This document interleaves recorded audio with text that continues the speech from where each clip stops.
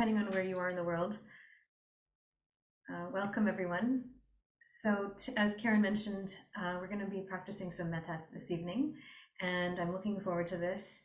Some of you have joined my metta marathon that I usually do in February, and that whole metta marathon is also available. So, if anyone after today, if this is your first exposure to metta and you haven't practiced before and you'd like to continue, please drop me a line anytime. And I can connect you with a whole program that I had put together that goes through metta practices. It's 14 short metta practices and lessons, and you can do them at home on your own time. So if anyone here isn't familiar with metta or hasn't practiced before, I'll introduce it. Metta is translated from the Pali language into English as loving kindness or friendliness, goodwill, wishing well for others, with no personal gain or nothing, nothing that would benefit ourselves, but just wishing others well for the sake of wishing them well.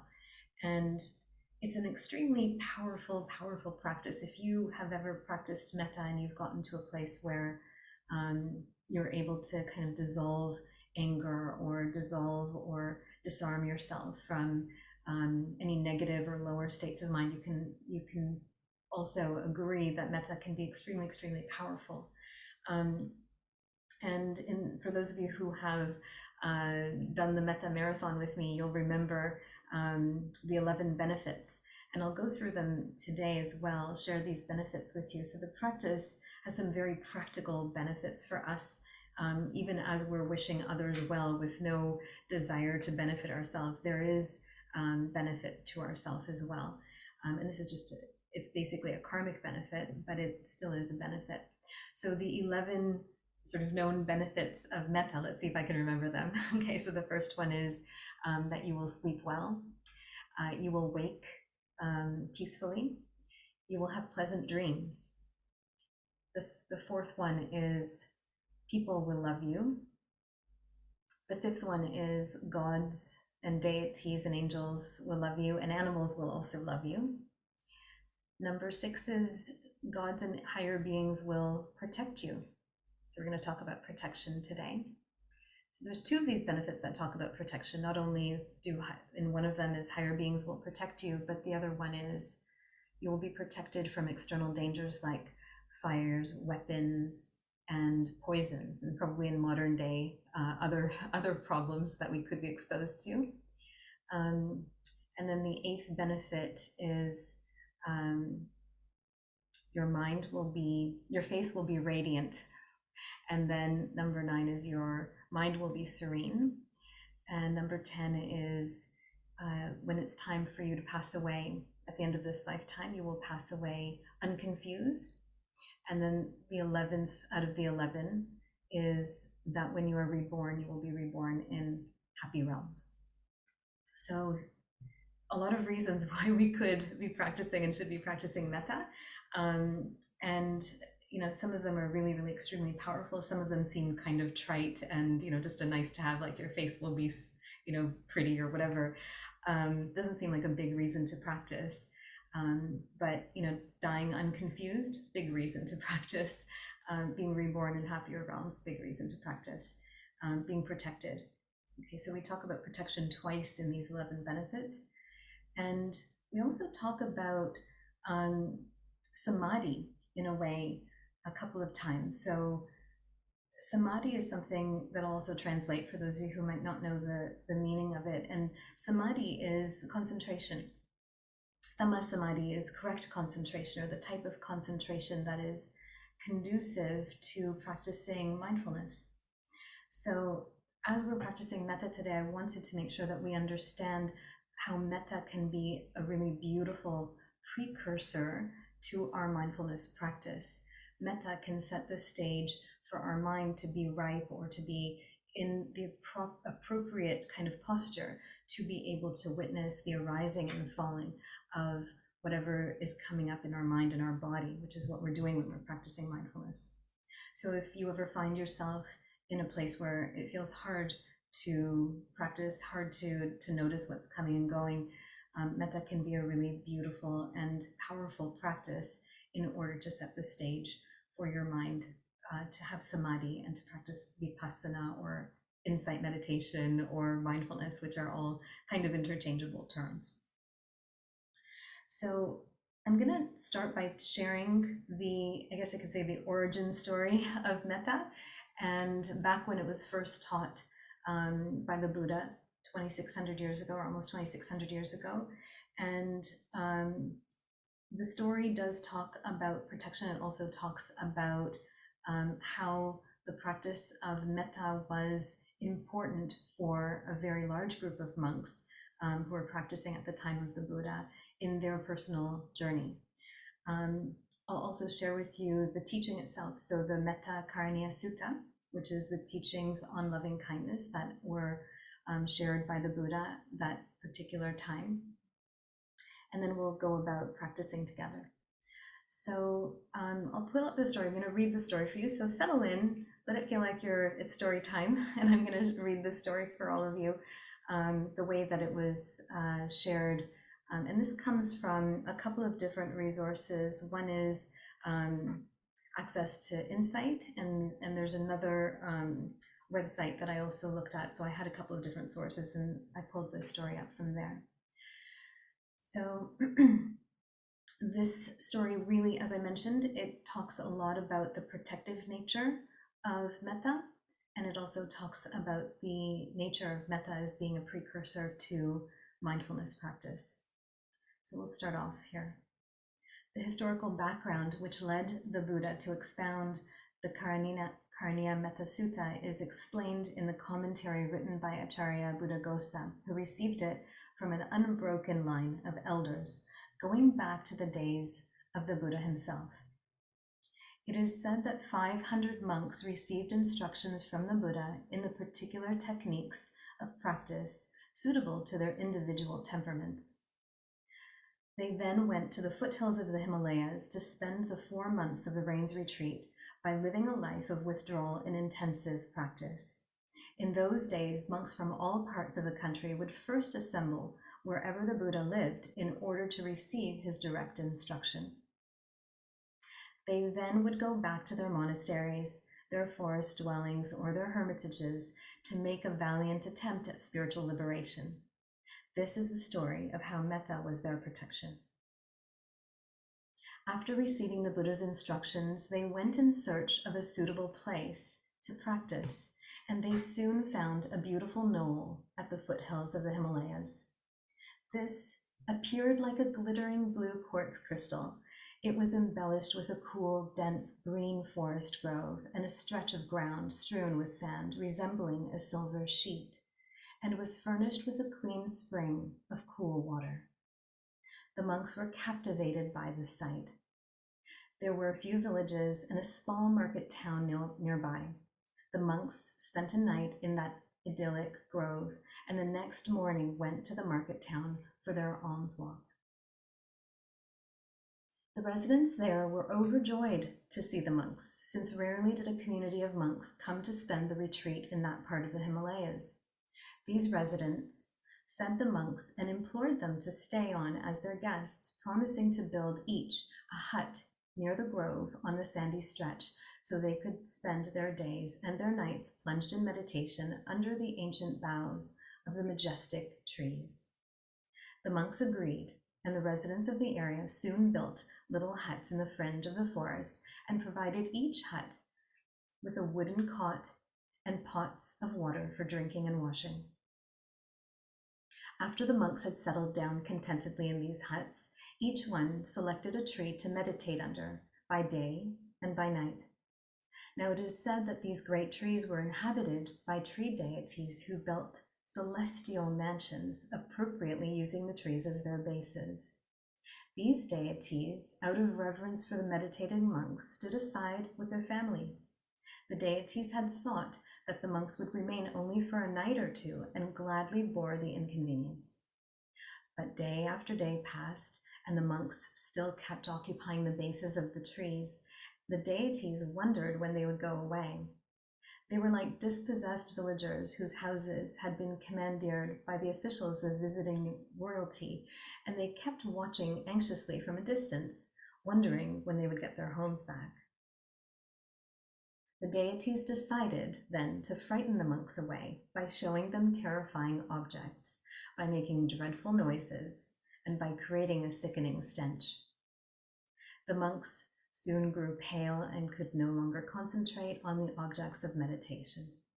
As the deities continued to harass them, they lost even their basic mindfulness, and their minds seemed to become smothered by oppressing visions, noises, and that stench.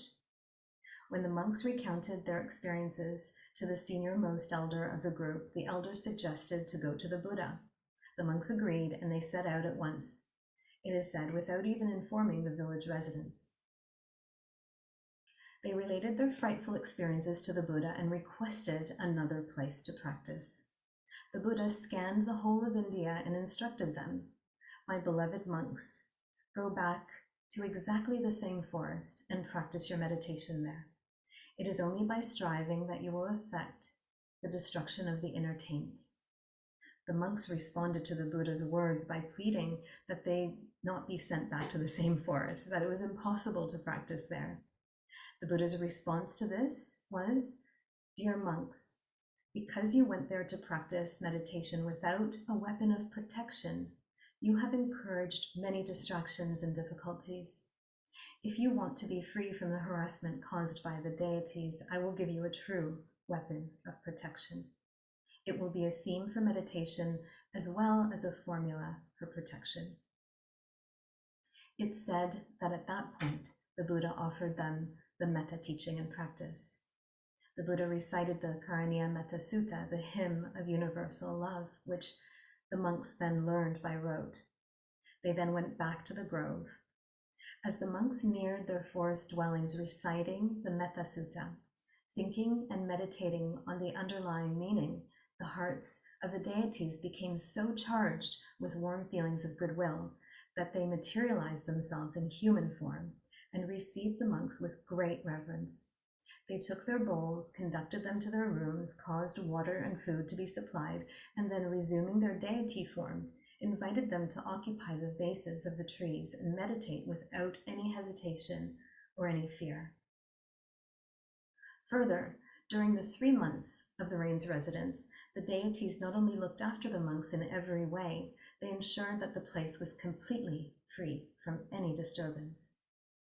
After recovering, strengthening, and deepening their concentration and open-hearted presence through practicing metta, it is said that all 500 monks at some point began practicing vipassana meditation again with metta as their foundation.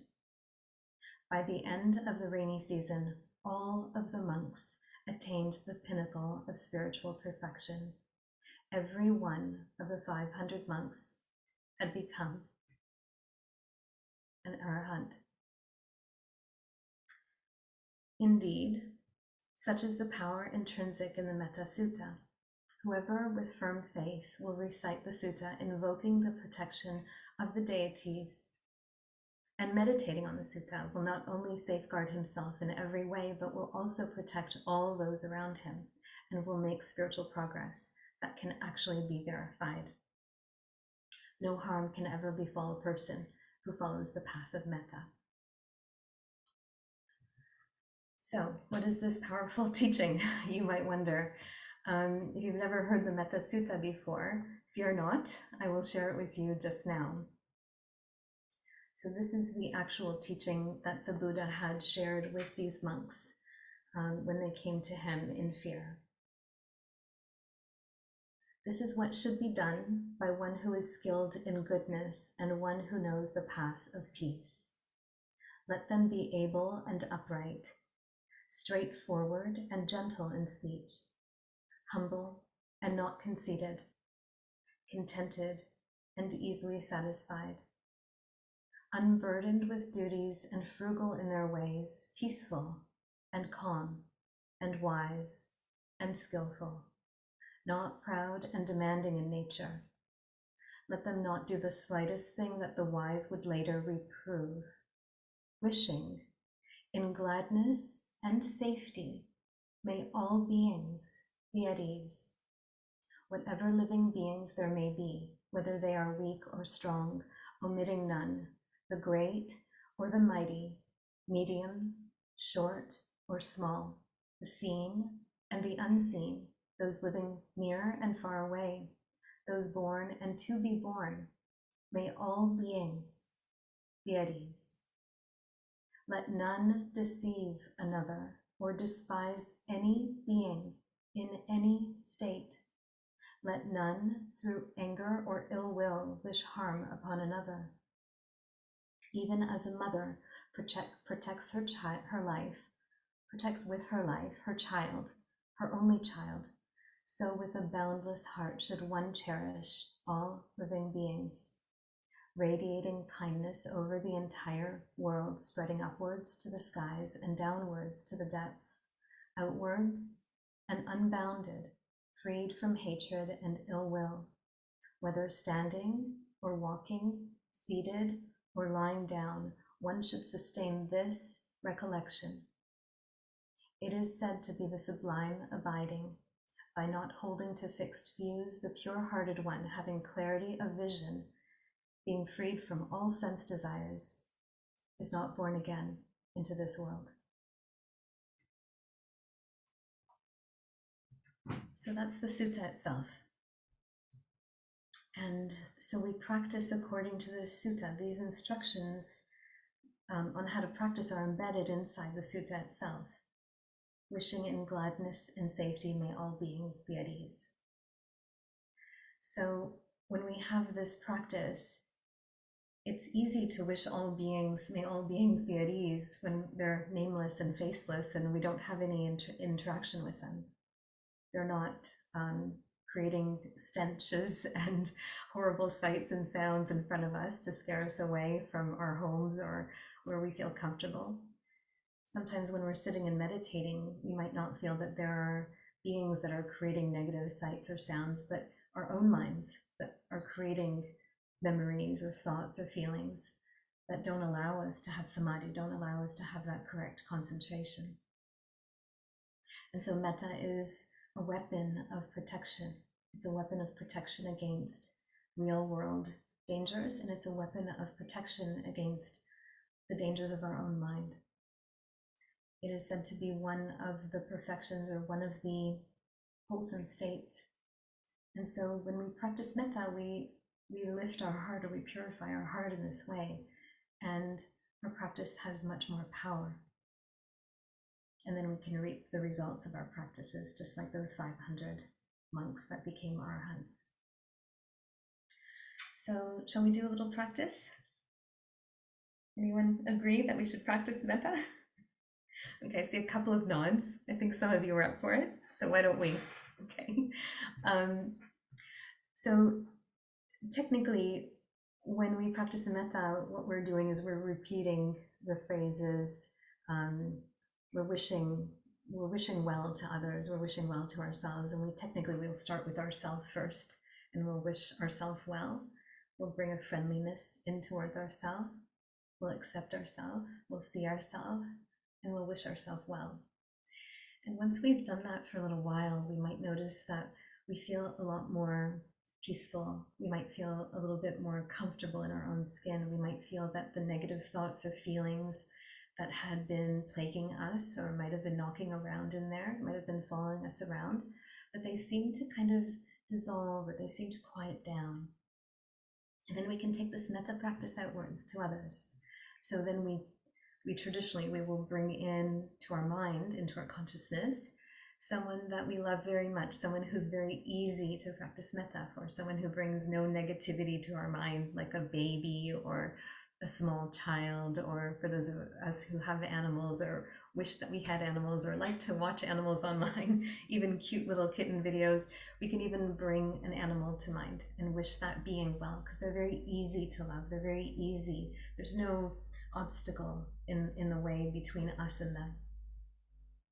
And then after we're able to practice for this one being that we find easy to practice with, we then will practice with a being that we feel neutral towards. And this could be, it's hard to think of a neutral person actually. This could be maybe a neighbor, somebody that we see walking their dog down the street, or the barista, or maybe the person who we see every once in a while but don't see all the time. We might choose that person. We don't maybe not know very much about them. We might know just a little about them, but we still practice metta towards them because we're neutral towards them. And then comes a more challenging kind of practice. And this is a practice where we invite someone that has caused us, that the thought of them or the memory of them has caused us pain or suffering in some way. We might find an irritation arises, an anger arises, a frustration arises, a sadness arises when we think of them or bring them to mind. And so this practice is really, really important because it then takes those boundaries or these walls that we've put up between them and us. Usually we think that that wall is the protection, but that isn't a protection at all. It's just a way for us to run away from our thoughts and feelings about that person. So practicing metta becomes the protection.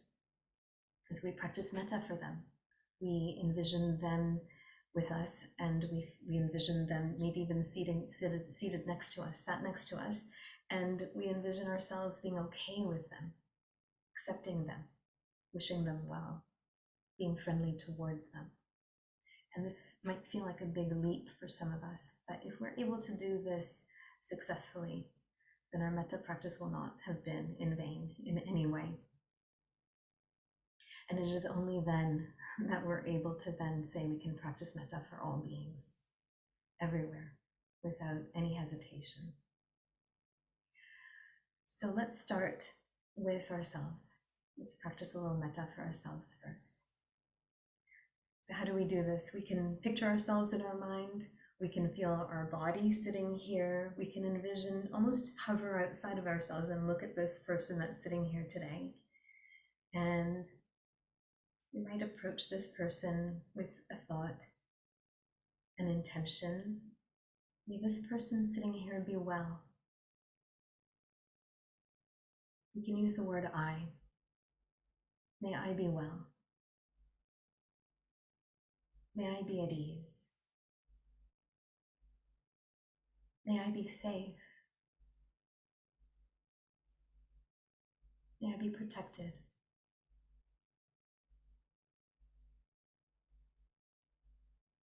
May I be happy. May I be peaceful. May I be free from suffering.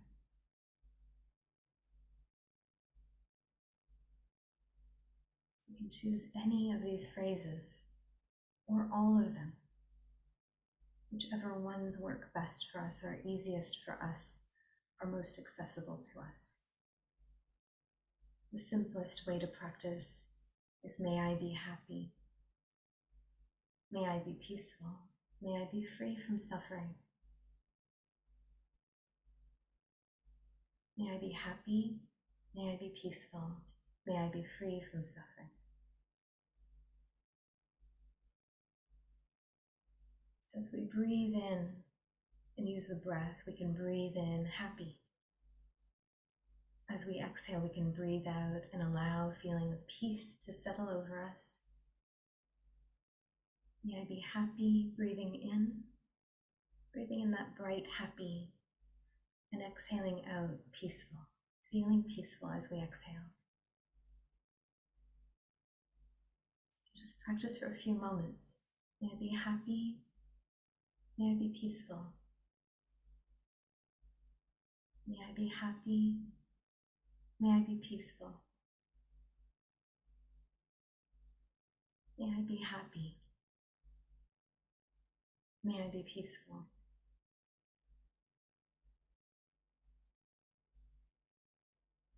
And if happiness is too far away right now, maybe we've gone through a tough time, maybe it's very hard to feel happy, and we can take a little half step back and we can start at a place that's closer to where we're at. May I be safe. May I be safe. May I be at ease. You can come back to your body and feel your body sitting here, safe where you are right now. May I be safe. May I be at ease. May I be safe. May I be at ease. Allow the practice to be lighthearted, if you will. May I be safe. May I be at ease. This is a gentle practice. It's not meant to bring up hard feelings. It's meant to cool the heart. It's meant to be bright and light. May I be happy. May I be peaceful.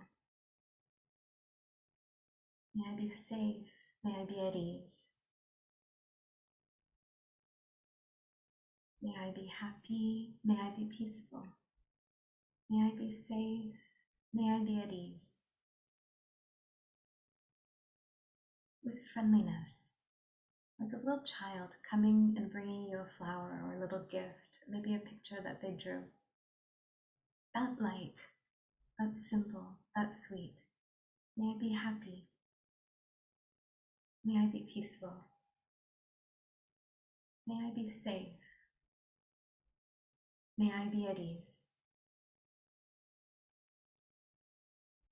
May I be happy. May I be peaceful. May I be safe. May I be at ease.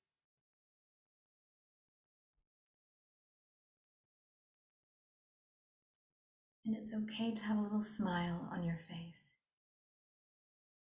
Just even a very gentle smile can elicit the type of biochemistry that's required to bring in that gentleness, that lightness, that sweetness, that softness that's required. May I be happy. May I be peaceful. May I be safe. May I be at ease. So we wish ourselves with this friendliness, this gentleness, good things. And one more time, breathe it in as if you're breathing in pure light. May I be happy. Exhaling and releasing. May I be peaceful. As you're sitting here, feel this gentleness with you now.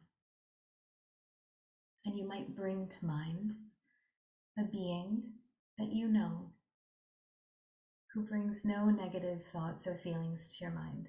This could be a child in your life. It could be a pet. It could be somebody else's pet. You can remember how sweet they are and how when you think of them, you feel happy, you feel uplifted, you feel bright. May this being be happy. May this being be peaceful. It's so easy to wish this being good things. May this being be happy. May this being be peaceful. And you might remember them happy. You might remember them joyful, cheerful, lighthearted, at ease. May this being be happy. May this being be peaceful. May this being be safe. May this being be well. May this being be at ease. May this being be gentle with themselves too. May this being be happy, bright and light and sweet. May this person or this being be safe and at ease and well. May they be peaceful, serene. May they be protected. May they feel light. May this being be happy. May this being be peaceful. May this being be free from suffering. Free from suffering. Imagine this being's face, free from suffering, totally free from suffering. Notice how that opens our hearts too.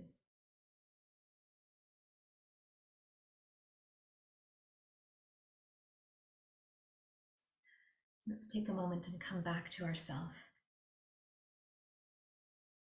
May the being sitting in this chair right now, may I be happy. May I be peaceful. May I be safe and at ease. May I be cheerful and filled with light. May I be well. May I be easy on myself. See if it's easier, or even a little easier as you continue.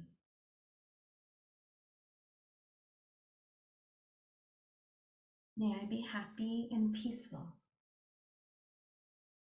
May I be happy and peaceful. And it's useful to have the mind of a child, very innocent, pure, easy, uncomplicated. May I be happy. May I be peaceful. May I be safe. May I be at ease.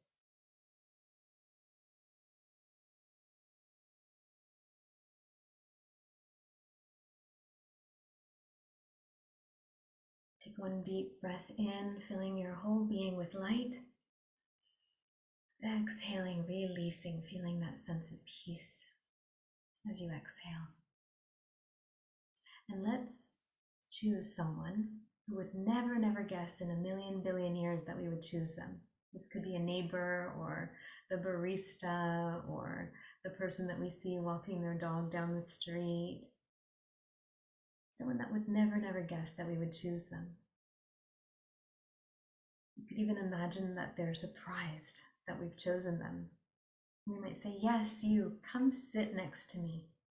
Just link your arm into theirs. Bring them into our circle.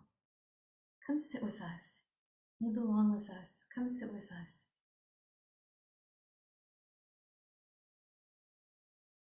May you be happy. May you be peaceful. May you be safe and at ease. May you be joyful. May you feel light and cheerful. May you be well. May you be protected. May you be happy, happy, happy, happy, happy, happy, happy. What is it like to choose someone you barely know and wish them the greatest happiness? May you be so happy. Notice how it fills our heart with happiness too. May you be happy, happy, happy, happy, happy. May you be peaceful. May you be safe and at ease.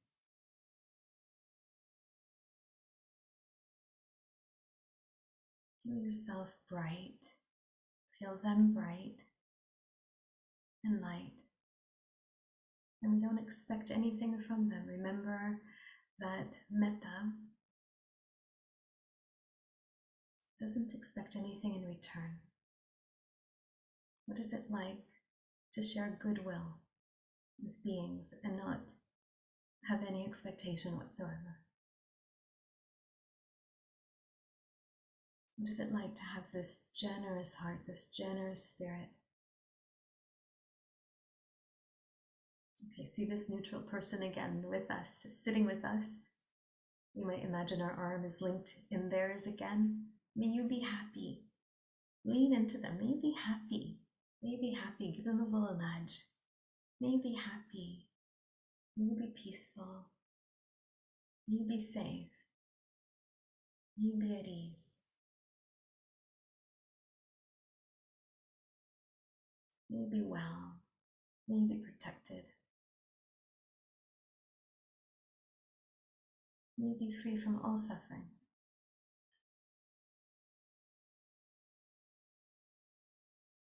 You can come back to yourself for a moment. Take a moment and feel, if you can, if there's a radiance that you're starting to notice. A very gentle, light radiance. Remember, one of the benefits of Metta is your face will be radiant and your mind will be serene. Let's notice if there's this feeling, this glow, this sense of lightness, this ability to feel stable, to feel present, to feel open-hearted.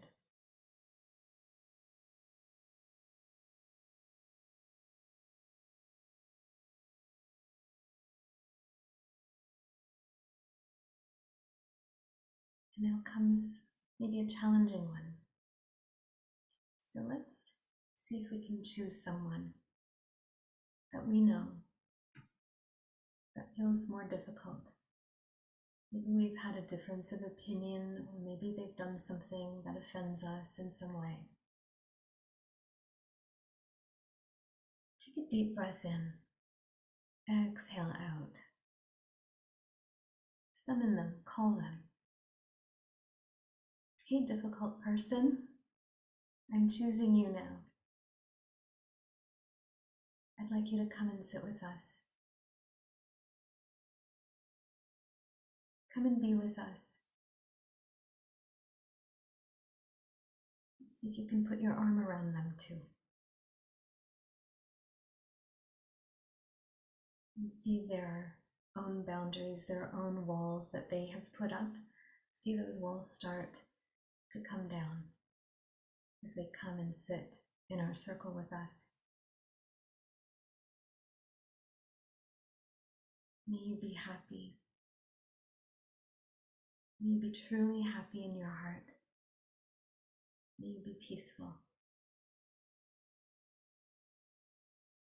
May you be safe. May you feel safe. May you be protected. May you be at ease. Doesn't matter what they did, or what they said, or what they believe, or what they think, or where they're from, or what they look like. May you be happy. May you be truly happy. May you be peaceful in your heart. May you be safe. May you be at ease.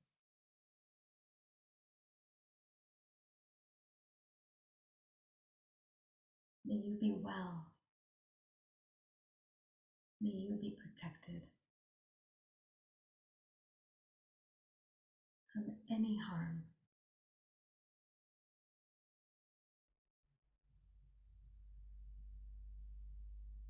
May your face be radiant. May your mind be serene. May you be happy. May you be happy, happy, happy, happy, happy. May you be happy. May you be peaceful. May you be well. May you be safe. May you be protected. May you receive this friendliness that I'm offering to you today. May you receive this goodwill that I'm offering to you today. May you open your heart and receive this wholesome goodness that I'm offering to you today. May you be happy. May you be peaceful. May you be safe. May you be at ease. May you be well. May you be protected. And may you be free from suffering too.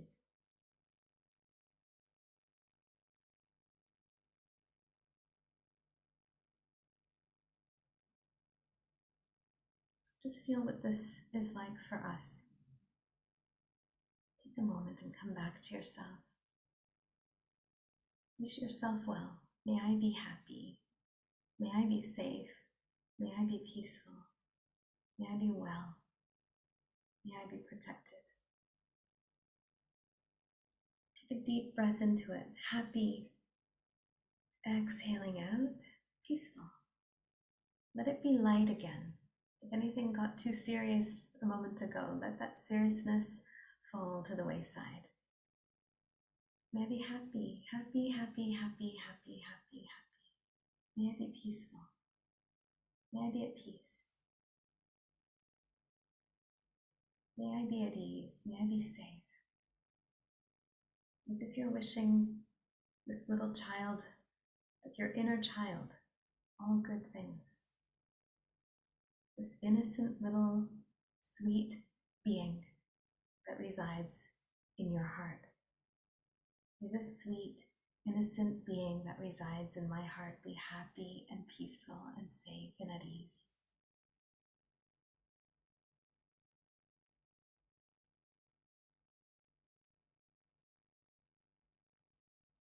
And now we can wish all beings well.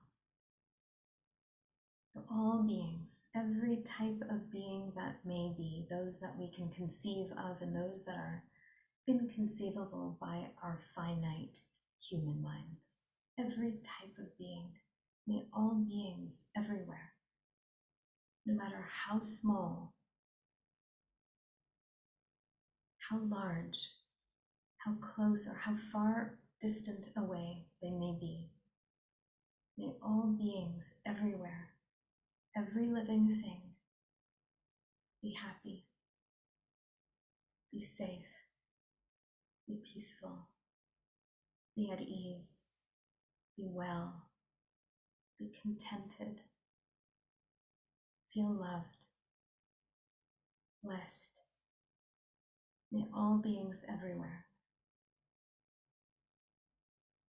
be protected. May all beings everywhere be happy and peaceful.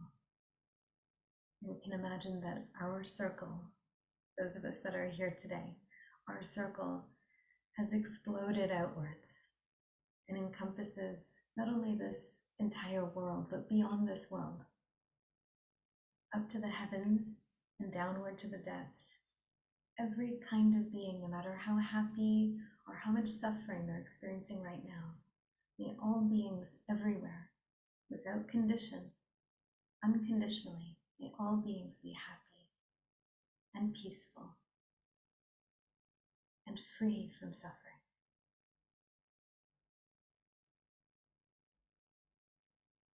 And you are part of that. We're not separate from it, we are part of it. All beings everywhere. Allow it to feel like you're the mother of all these beings. Some of them you don't even know. You can't even keep track, there's so many of them. And how you would wish each one of them, whatever's for their highest good, may all beings be happy and peaceful and safe and at ease. May all beings be well. May all beings be free from suffering.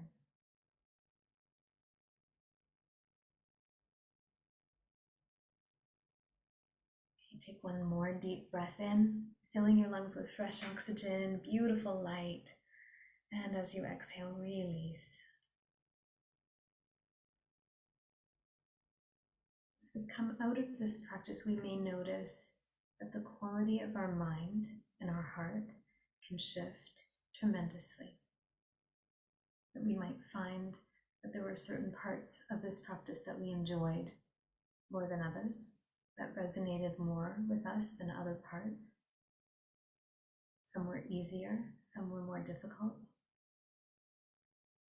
Remember that this is a precursor. This can be a very important and powerful precursor to our mindfulness practice, especially when our mind is scattered and when our mind is overtaken by greed, anger, and delusion. So metta is a protection and a weapon of protection against greed, anger, and delusion. We know this, some of us know this. I'm looking at who's on my screen and who's here with us today. Some of us have come to home clearings with me, and you might notice that when we do these home clearings, we don't just go in and bang pots and pans and scare beings away, but we go in with metta, we go in with Reiki, we go in with loving kindness, not to scare anyone away, like the deities did in the story that I shared about the Buddha and the monks, the 500 monks, but rather we go in with loving kindness, we go in with open-heartedness. And the quality of the consciousness of any lower being has the opportunity to shift dramatically. And so these beings no longer haunt a space. They no longer cause any other being any discomfort or harm. Instead, they can shift and become so pure-hearted that they would then protect the beings that are present, that are in the vicinity, that are in the dwelling, that are in the home or the environment. And so this is how metta can be a very, very powerful instrument and weapon of protection for us. And I hope all of us could feel that tonight in some capacity, whether large or small, could feel that metta can be very powerful for us. It's easy to forget. It's very easy to forget and default to, well, this person said this mean thing to me today, so I'm going to not be their friend. It's very easy for us to kind of put up a wall or a barrier or try and push that person out of our life in some way. It's very hard for us to actually say, no, I see what's going on. There's anger inside my mind. And instead of succumbing to that anger, that defilement, what I'm going to do is I'm going to practice metta. I'm going to practice it until I get so powerful and so bright that nobody's words or actions are going to be able to tear me down or cause me to close down or hate anyone at all. So imagine the whole world practicing metta. Wouldn't that be so radically altering to how we experience our world? So unfortunately, we don't live in a heaven where most beings are versed in metta and beautiful practices, but those of us who are here today are. And so I actually request for each of us to take this practice with us wherever we go, whether you're washing your dishes, commuting to work, whatever you're doing. If you can't practice mindfulness, if you can't practice meditation, then practice metta. Take your, even if it's just repeating, may all beings be happy, may all beings be peaceful. You can do that. Cultivating this is an extremely, extremely powerful practice, not just seemingly for beings out there, but it's extremely powerful for ourselves. And then in the moment when we're faced with a very huge problem or difficulty, our knee-jerk reaction might not be anger. It might be metta. And in fact, I remember hearing a story that was given by a monk. Not a monk, actually, it was a nun. It was a nun. And my apologies, I don't remember which nun it was, but she told a story where she was confronted. I think she was mugged by somebody. And this person actually held her, physically held her. And in the moment, rather than screaming or retaliating or going to self-defense, she started practicing metta. And the person somehow woke up and saw their own anger and their own greed and let go of her and started practicing meditation after that. You can see how even in the moment where you might, your immediate response might not be metta, by cultivating this as a practice, it becomes much more accessible to us. So obviously this nun had practiced a lot of metta before that happened. It became her default. That was what she defaulted to. Wouldn't that be a beautiful thing if all of us can default to metta instead of defaulting to anger? Thanks. Thanks for sharing the name of the nun in the chat.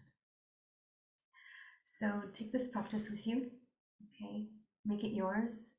I gave you lots of different phrases that you can use. You don't have to choose just may I be happy and peaceful. If any time happy and peaceful is too far away, we might have had a really difficult day, a really challenging day. Maybe we were torn down by someone.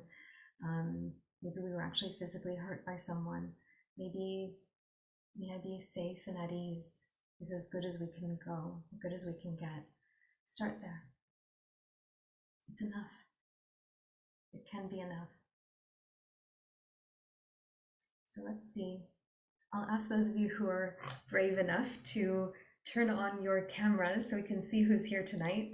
And I want us to just take a minute or so and look around on your screen at all these beautiful faces. And I want you to just take a moment, and you don't have to say it for each and every person, but I'd love for us all to take a moment and wish everyone here Metta. Look at all those smiles.